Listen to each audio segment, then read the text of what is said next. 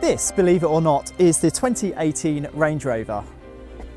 I know, it looks like the old one, doesn't it? But there are some Velar cues here. They have this nice integrated front grille. But the most important thing about this car is it introduces Land Rover's new plug-in hybrid technology. So yes, underneath this bonnet is an electric motor and, controversially, a 4-cylinder petrol 2-litre. Let's find out if it works in a Range Rover.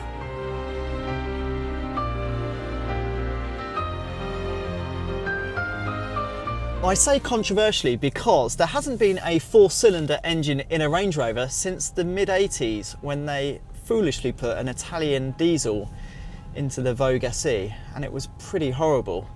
But anyway, let's ignore that for the moment, because from where I'm sitting now, this thing is seriously refined, and it should be because Land Rover engineers said that they have focused on improving the refinement of what already was one of the most refined cars in its big luxury SUV class.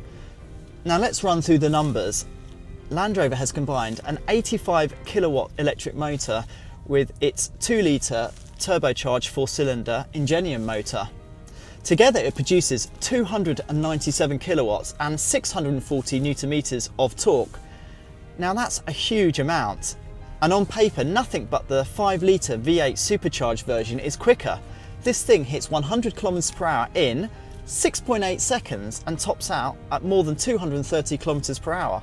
Land Rover claim this Range Rover PHEV has a pure electric range of 51 kilometers, but I'm telling you, they're telling porkies, because we have barely seen 20 kilometers of zero emission motoring this morning.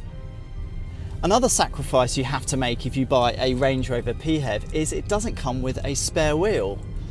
That's a big problem for those people who actually take an SUV off-road. But in its place is a 13.1 kilowatt hour lithium-ion battery that supplies power to the electric motor.